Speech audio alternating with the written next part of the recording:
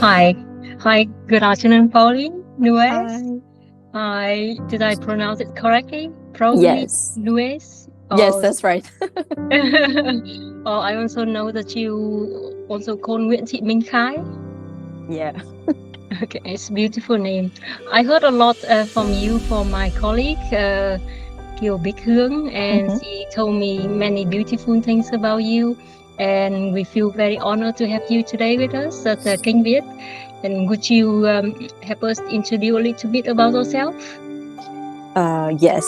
So thank you for having me here. I'm really, really thankful to be able to share my story and maybe try to share.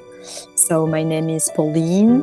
I was born in Hue, Vietnam on the 16th of January 1996.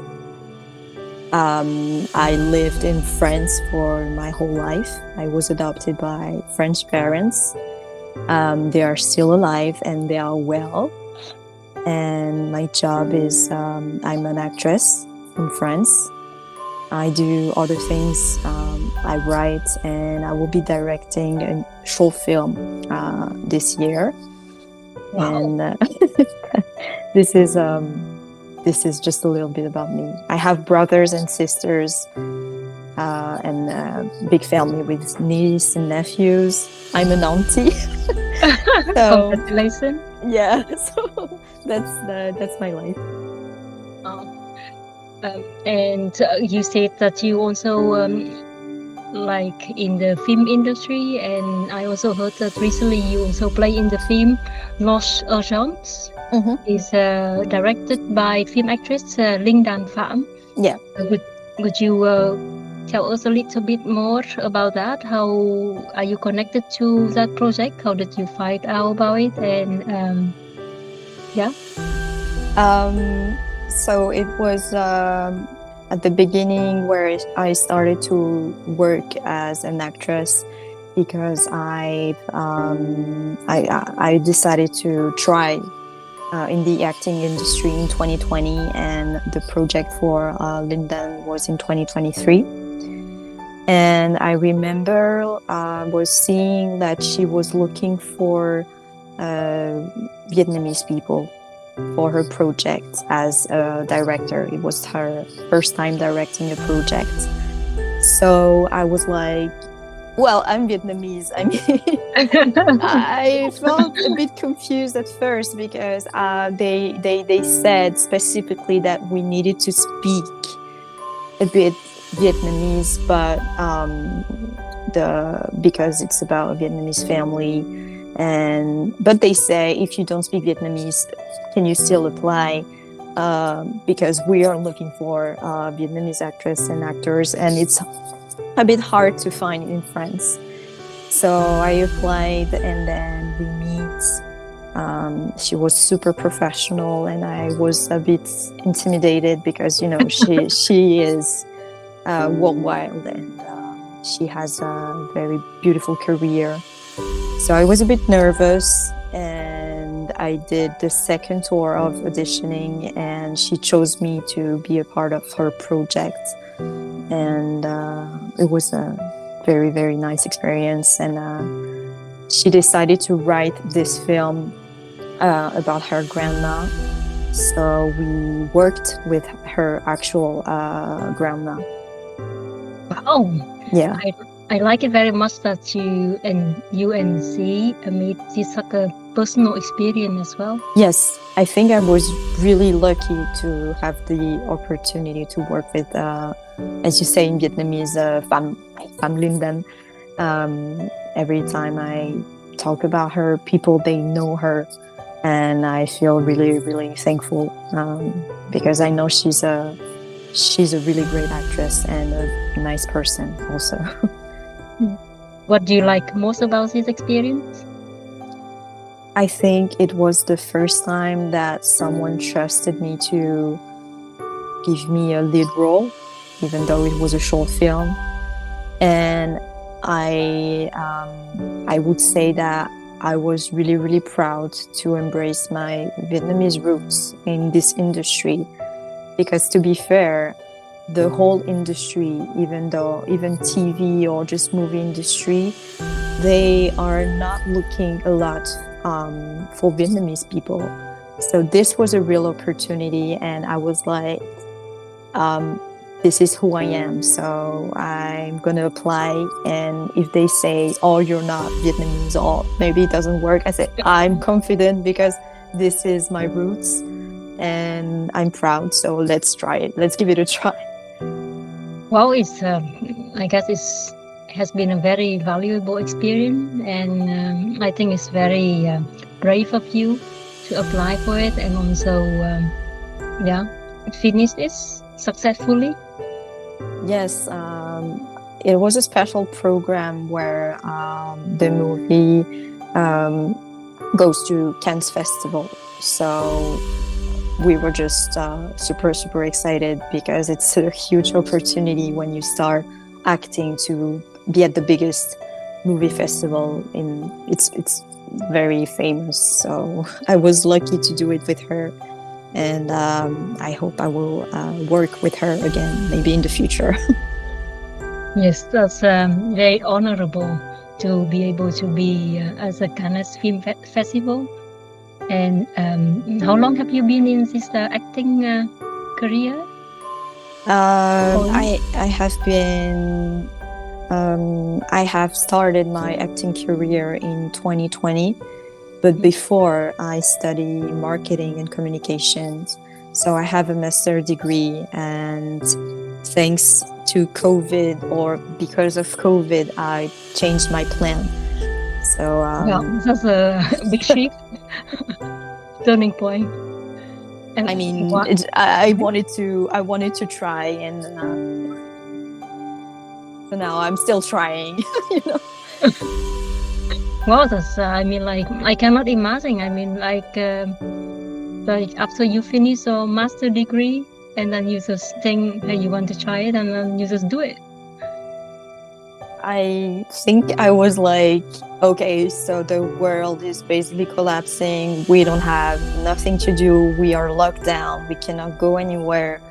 People are basically suffering, and they are very scared for the eldest and their futures. And I was like, what will happen when it will be over? And I knew that for my job, because I had a job while studying in a company, but because of COVID, I was quite sure that because of the crisis, they maybe didn't want to hire someone new, because everything was collapsing. So I say, I'm gonna try something else, and then if it works for me, that's good. I won't have any regrets. And if it doesn't work, that's good also. I won't have any regrets. So I was like, I should try. But I guess like in 1,000 different types of careers, and you chose acting. Was there some certain specific reason for calling you at that time, or? I think I've always been interested in the movie industry, always. But being actress was like, it's like dream job, being singer, actress, or model. And so I was like, let's focus on real study. And I was really curious at first, because what I was thinking of the job is actually totally different. So I would say that I had the idea of what it would be like, portraying different characters and having fun on set. But the craft of learning how to be an actor and how to try to be a good actor is different from the industry itself. So that's what I've learned, and I said, okay, I really love what they teach on how to be an actor and learn about it. But the industries are different, so maybe I can try to keep expressing myself in the art of acting and try to match the industry also standard. But this is the hardest part, actually. Is there a lot of differences in what you were expecting and what you learn and experience from your acting career? Have you discovered something which surprised you? I think it's what I've learned and what I've actually discovered is that in order to portray a character, you really have to understand about yourself first. Because, of course, if I have to play someone who's, I don't know, like desperate or really sick, and I hope I won't be sick, I pray for good health, but you can only imagine about their emotions, and you cannot live every life of the characters you are portraying. But in order to try to do the best job as an actress, you have to really understand how you feel and the emotions, and try to connect with every stories and characters. And I didn't know that I would work like this. I would say, oh, it's funny. Maybe one day I'll have to do, I don't know, like a chef, and it's funny, ha ha ha, and we do. But I didn't really understand, from my point of view and the way I work, that I really had to understand about myself before portraying someone else. It must be hard. I mean, like understanding about yourself. I think it's probably one of the most difficult things. And then maybe some people have lived their whole life and still don't know what they want. Yes, with their life and who they are, and it takes a whole life. I think it's we are learning every day, and I think till the day we die, we still learn from ourselves and others. And when I say learn about ourselves and our emotions, I would also say that it's not possible if you do not connect with other people, because we are all affected by our emotions, by meeting new people, learn about new stories, and understand their lives, and just try to think, oh, I met this girl and she told me the story and I feel connected to her somehow, or I understand her, or what it must be like. So I think it's just, I don't know if it's philosophic or something, but I feel like it's a way also to connect with other people in order to just feel things also. It's very touching. And during the past years, is there something that you have discovered about yourself or still struggling to learn? Yes. About it? Yeah, of course. I think as an actress, we always want to do our best for the auditions and castings, but we cannot change our true selves. I am just myself. This is my face, this is my skin, this is my voice. I can try my best to fit the character, but I cannot change my I don't know how to explain my inner selves.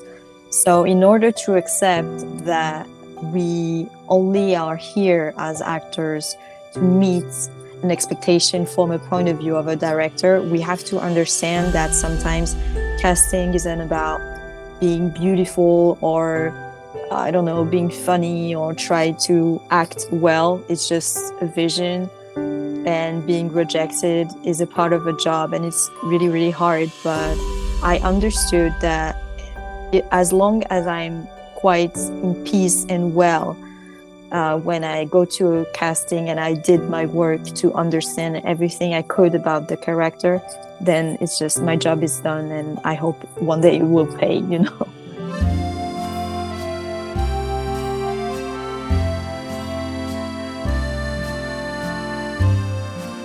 Do you think your background, like you was born in Vietnam, and then you've been adopted by your parents in France, does this has a lot of influence to how you let's say interacting with life and also with acting careers? I think being adopted is it always has been a part of my life because I only speak about myself because other adopted people, I don't know how they feel about this, but it's a part of me, and some people, they will be sad for the rest of their lives, and some people, they will be okay and accept. So I think in my life, I was quite lucky to have a good family, and they support me now for my project and what I want to do. And I'm really thankful for that.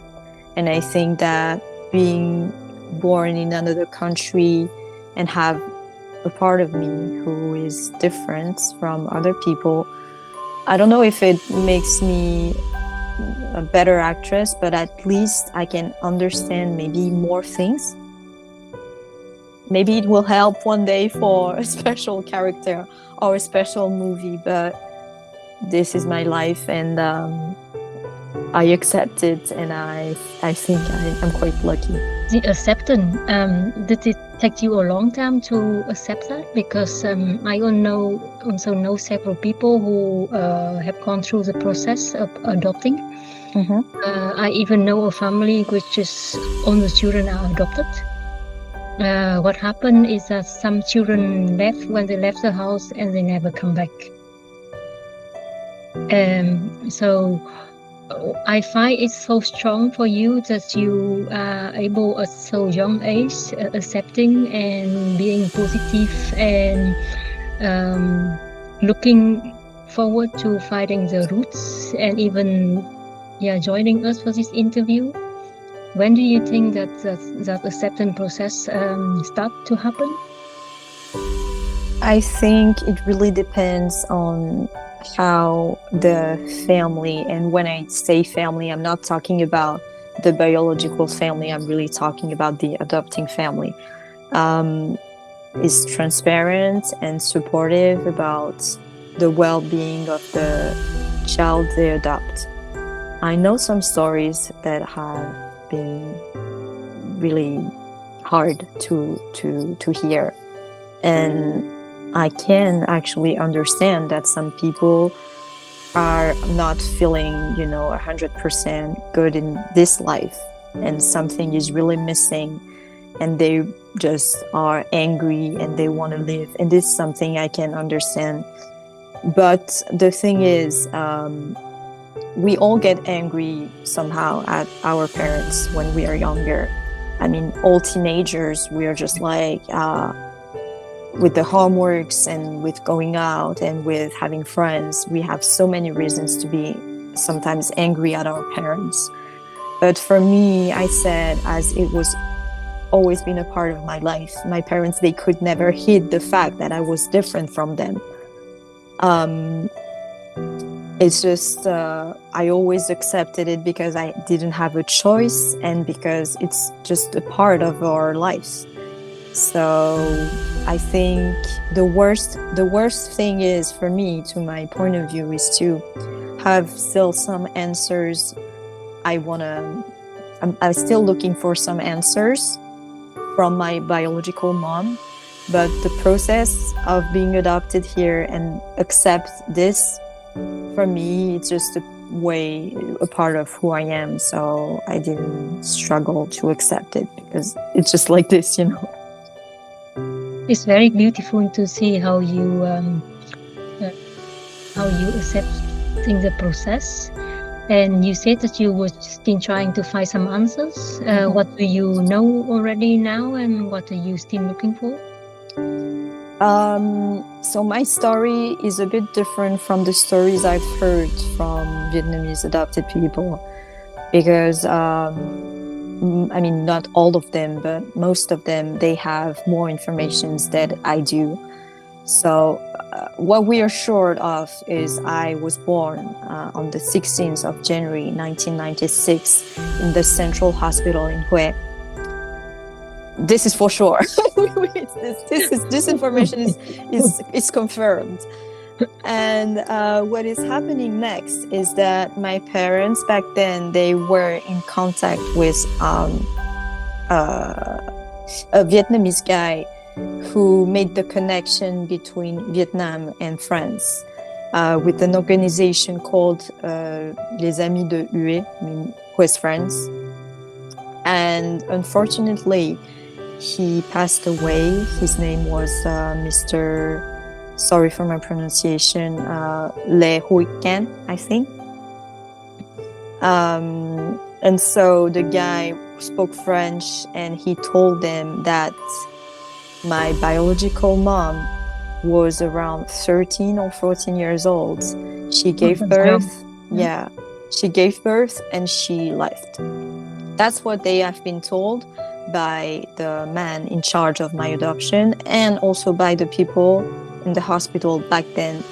But maybe they didn't understand well. And when they were on their way to pick me up and everything, they stayed for 3 weeks in order to find some more information. They tried to stay there and try to connect and have people around and try to talk. But my parents, they do not speak English.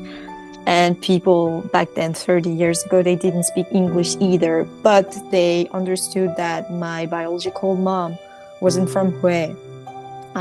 She was young and she escaped back to the mountain. And that was the only information that we had. And I stayed for 4 months in the hospital.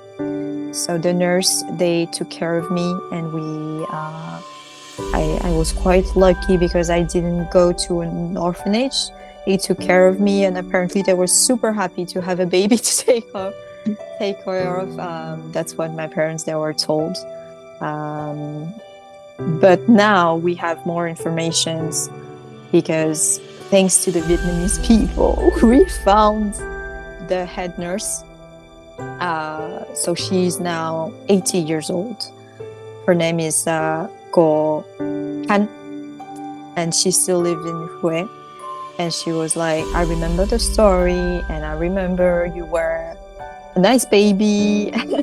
And she used to buy milk for me because, you know, back then it was hard to feed babies and everything. So she took care of everything with the nurses, and she said she remembered my parents, but she doesn't have more information. And she also said that I was not from an ethnic minority because otherwise she would have filled in the report. And she doesn't remember my mom being 13 or 14 years old from what she recalls. So the information we have and the information she told us, it doesn't really match. So we are kind of lost now, but she's trustable. She remembers everything.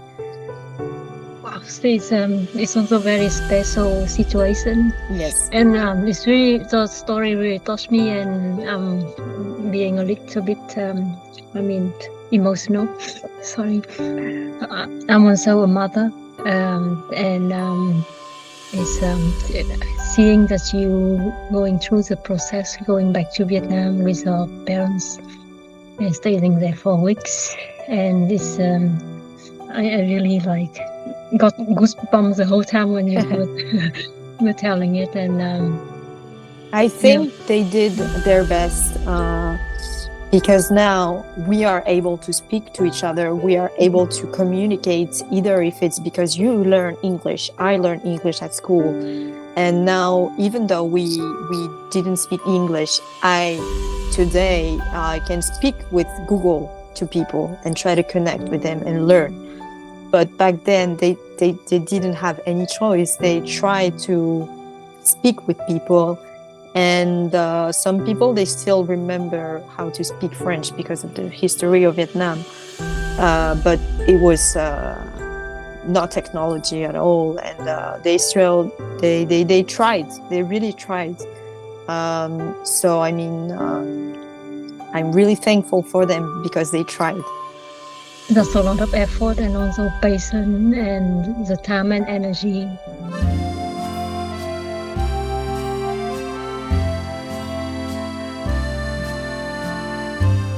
How old were you when you started to think about this process coming to Vietnam? And I was around 20, I think. Yes. Yeah, it took a long time. What happened? What happened at that time? I think, well, I always knew I was Vietnamese because my parents told me, of course. I see my face in the mirror. But I didn't feel connected to Vietnam. And it's just because during the years I have met a lot of people, and they always questions about where I come from.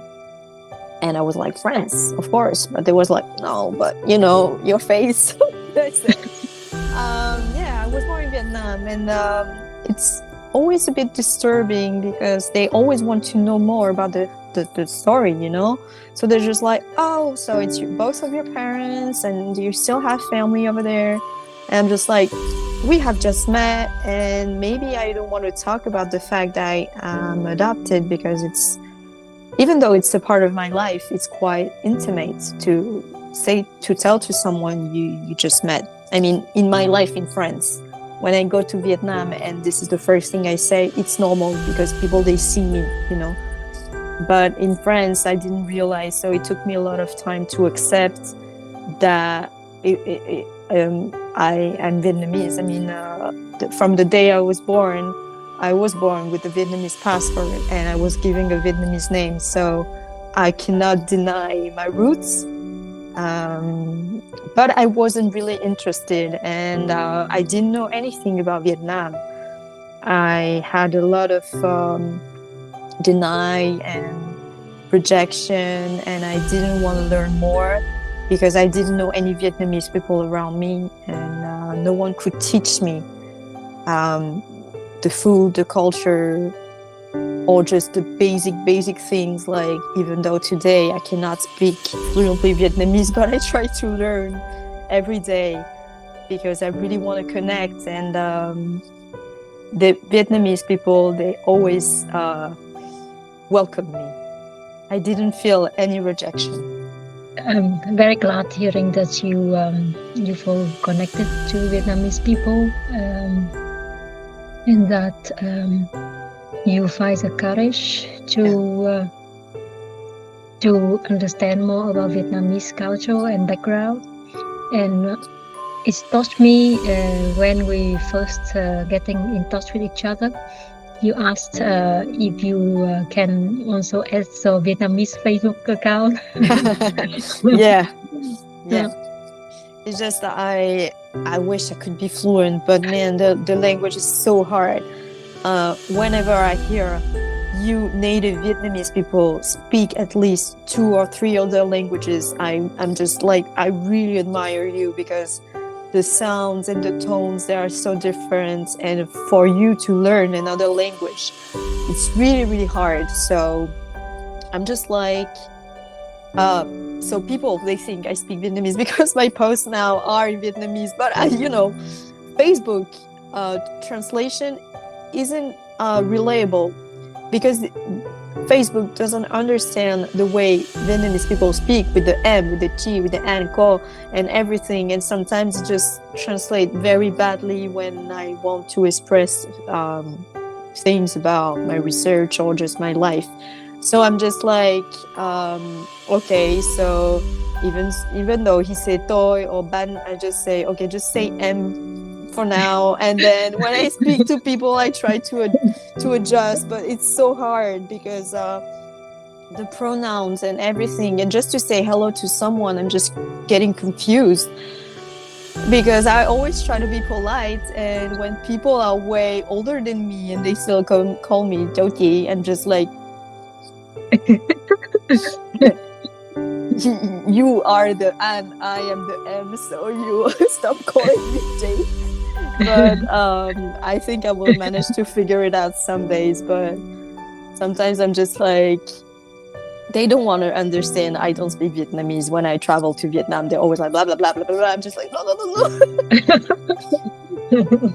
Yeah, learning a new language, especially when you don't use it daily, is very difficult. Yes. Also for us, when we let's say Vietnamese and we was born in Vietnam, and if we don't use Vietnamese for a long time, for example, then we can forgot some words and might find a little bit more difficult to express something. But you And always go back to you always find a way, I think, to express yourself. I have so many friends now, they studied in France for a couple years, and when they come back to Vietnam, they're just like adjusting. On the first day they go back, they're just like, I lost my Vietnamese. yeah, and also language is something that I think is alive, in a way that it's changing continuously. So yeah, let's say my language is probably like outdated. Oh my god. when I don't use it like very often. So it's the vocabulary, they use slang and everything, and when you talk to younger people, they're just like blah blah blah, keo, and I'm just like, what does keo means? And it apparently means beautiful, and I'm just like, but it's not written in the dictionary, so how do you want me to understand what you're saying? But what matters is the effort that you put into it, and I think you have put quite some effort in it, and it's very nice to see. It's never enough. I think the best way to learn Vietnamese is to stay in a Vietnamese household for at least a month or two, so we can practice. But I think that for me to improve my Vietnamese real quick, the best way is to stay maybe in Hanoi or Saigon. But the central Vietnamese, let's talk about it.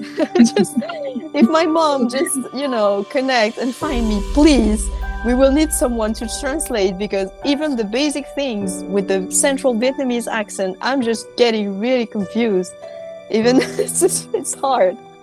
So let's say if your mom is listening to this conversation, what do you want to say to her? I think the most important thing for her to know is that I will not judge her.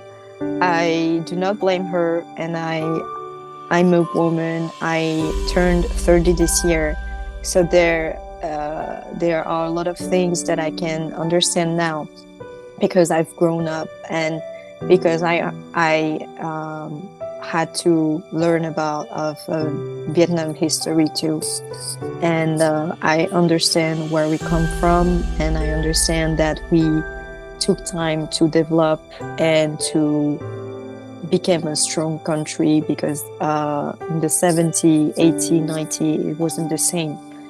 So I understand, and I really want her to know that I'm happy, and I really hope for her to be in good health and to not lack of anything. I hope that she has a new life and maybe new children, and that she is happy. I think that I would tell her that she doesn't need to feel ashamed, because people don't judge her, and except myself, except my parents, we included ourselves, we will not judge her at all.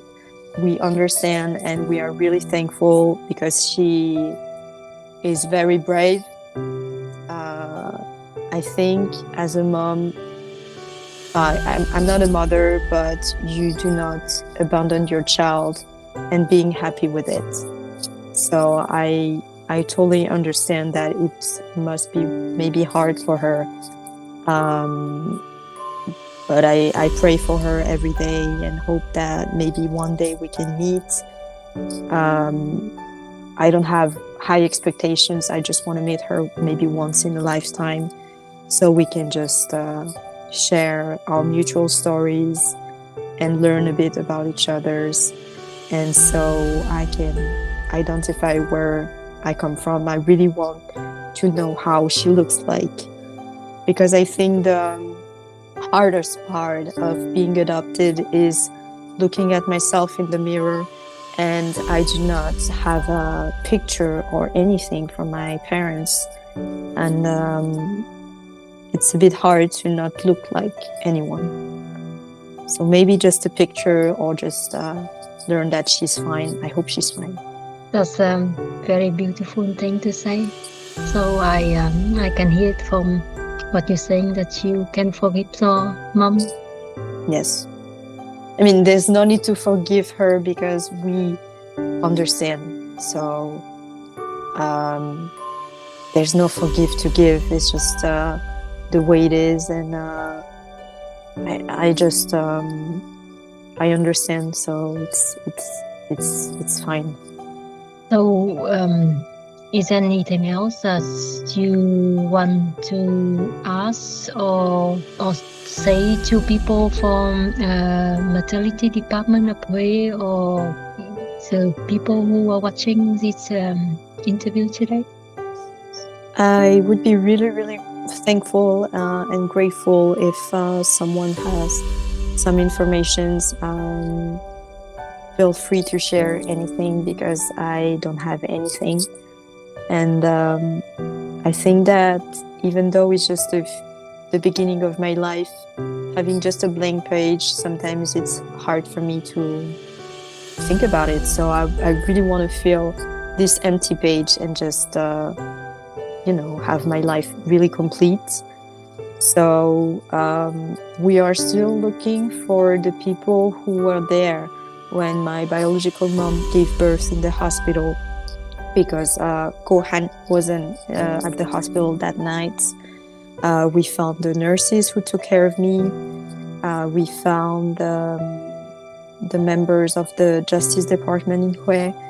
But what we're missing is the people who was maybe there or who heard about this story. And if they know her, please let her know that we are here, and I don't know, just maybe share and help me.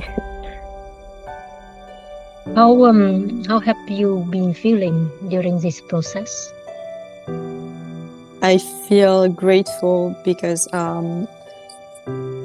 I always wondered how I could start my research and find.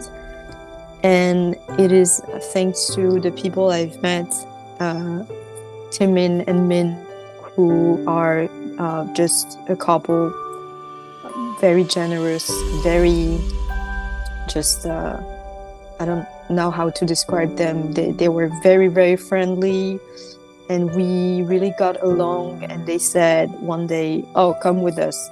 We're having a picnic with Vietnamese people. Maybe you want to join, so you can just, have a little chat and learn and eat Vietnamese food. Just join us." And when we meet those people, a lot of Vietnamese people who still live in France, Trung and used to tell my story, because I cannot tell them. Some of them, they didn't speak French. So explain everything, and the people around were just like, send us everything, we will help you. And at first I was telling myself, maybe they're just saying that because they want to be, nice, and nothing will happen. But the week after, they started to share everything, and that's how I met Hương, that's how I met Win, that's how I met Phương. I met a lot of people online first, and in real life after. And for the first time, I thought maybe it is possible, because now I know Vietnamese people and they are willing to help. Because 5 years ago, 10 years ago, I didn't know any Vietnamese people. So it's really hard to, just be by yourself. And I could just start reaching people on Facebook, but it doesn't make any sense. And they've basically offered me their helps. And they really opened their houses and their hearts and their friends. And literally they just hosted 20 people in order for me to meet them and share my story and be able to thank them in person. And maybe I won't find my biological mom, but I found some other people. I'm so glad for you. Sorry. Yes, it's okay. I'm so glad for you that you have experienced a lot of love. Yeah. During the process. It's just I didn't understand why Vietnamese people, they just show me so much support. And sorry. It's You just, did not expect it. no. No, and I was like, I think that maybe French, if I was adopted, I don't know, in another country, but I was so surprised of the generosity of Vietnamese and their concern. Because a lot of people, they sent me messages and they were just like, we support you. Whenever you come home, just tell us, we will give you a tour, or just you will find her, or maybe not, but we support you. And I was really moved because I didn't expect people to care so much about me. Go come home, Pauline. Yeah.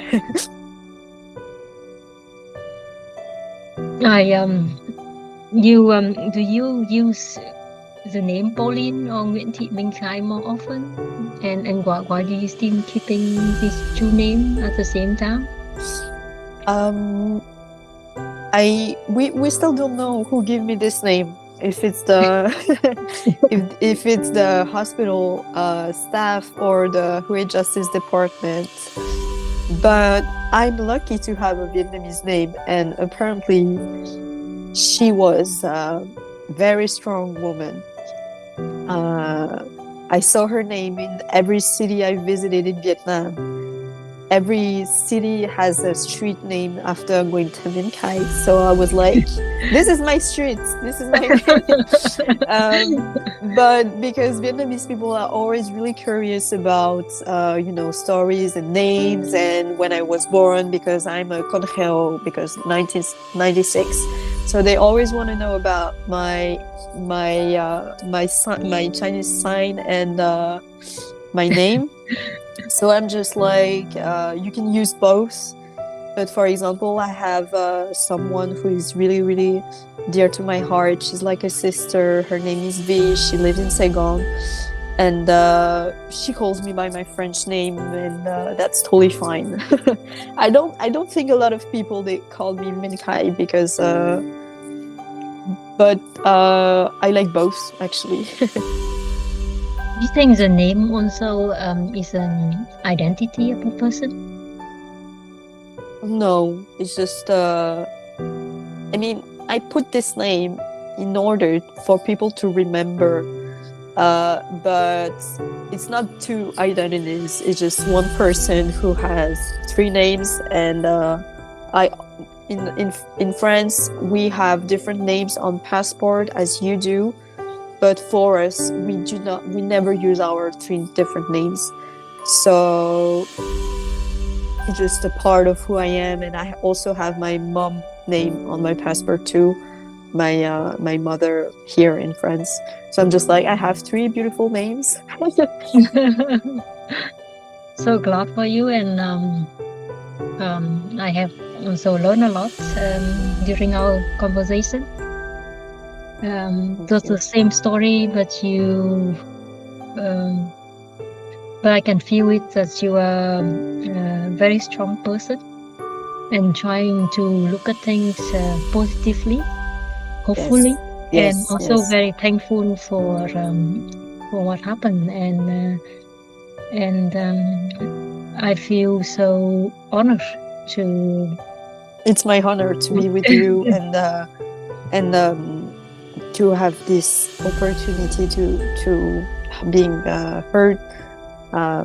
Thank you for your time, because I know it's just it's something you do to help. So I'm thankful. And the best thing that ever happened to me, maybe this year, was to meet new people and feeling connected with the Vietnamese community. And I know we don't have the same story, the same education of way of thinking, because we grew up in different countries, but being welcomed and considered as a Vietnamese person is always a very great feeling, and I'm really thankful.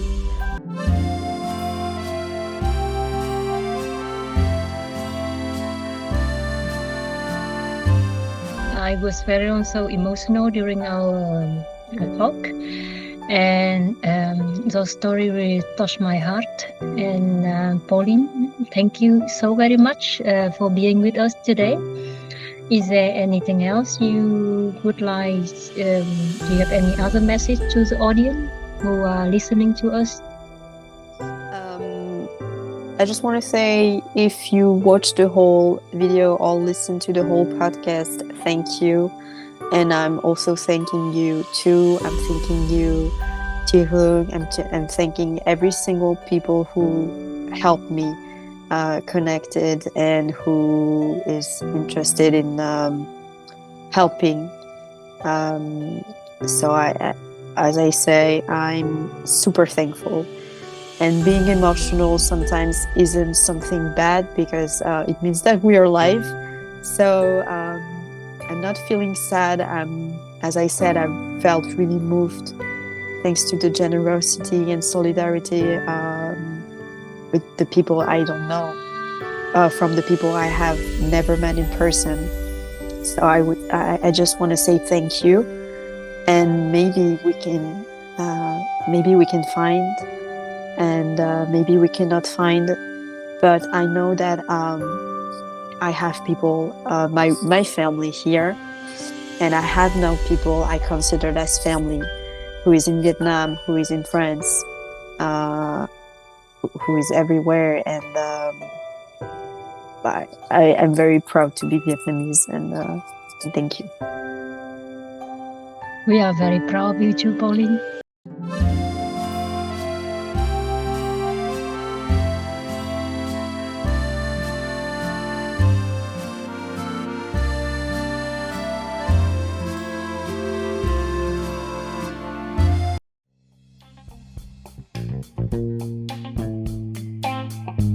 Xin cảm ơn các bạn đã lắng nghe. Hẹn gặp lại các bạn trong các bản phát sóng tiếp theo của kênh Việt. Hãy đăng ký kênh và chia sẻ với người thân, bạn bè của bạn nhé.